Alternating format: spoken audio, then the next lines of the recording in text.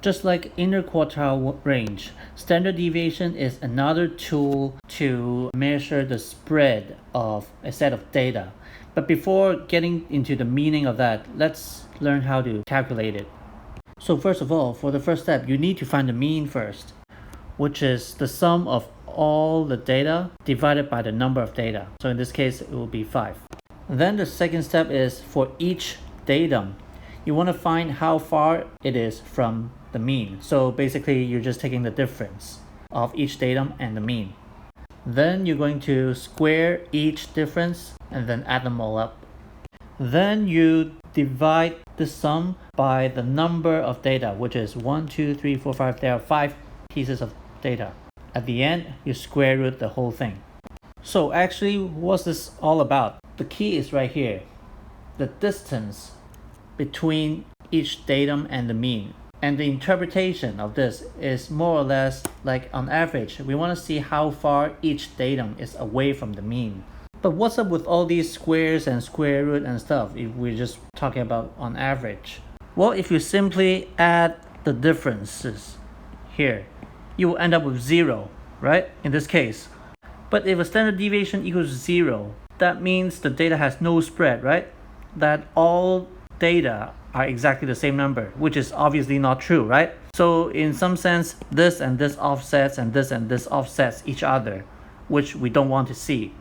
And that's why the way to get over this is to square it so that everything is positive on the distance. And that's why, because there's a square, we need a square root to kind of balance it out at the end. That's why I'm saying it's on average, how far a datum is away from the mean. Of course, it's not exactly, but it's more or less the same meaning. So visually, you're looking at individually how each datum is away from the mean. And then you want to kind of look at average of these yellow highlights. And on average, the longer it is, the higher standard deviation it will be, and the more spread we have on the data set. Now, what if we have a grouped data example? So these are the histograms that show times taken by 100 customers to wait for the food in each restaurant, respectively. So in order to find the standard deviation, let's find the mean first. So for example, for restaurant A, you look at these points.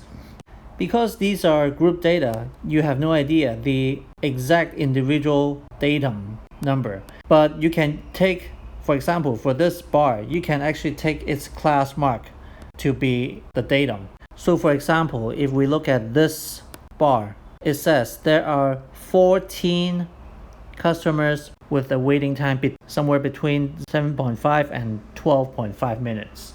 And so on. You can use these class marks along with the respective frequency to get the mean and standard deviation. So how do we find the mean? So we have 14 10s, 26 15s, 20 20s, etc. And for each 10, each 15, each 20, we have to add them all up. So that's why we take frequency times the class mark for each class, and you add them all up, divided by the total number of data. In this case, it will be 21 minutes for restaurant A. So when you're starting to do the standard deviation, if you look at this part, for each individual 10s, you're going to take it minus 21 and then square, right? But there's 14 of them. You would combine them like this.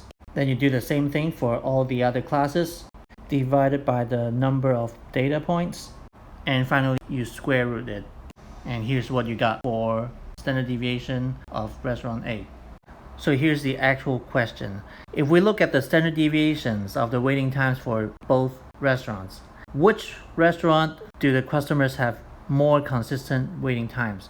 We're not saying longer or shorter waiting times. We're just saying which one is more consistent, which means a smaller spread of data, a lower standard deviation. So let's say you've got the standard deviations for both already, which you don't need to show steps.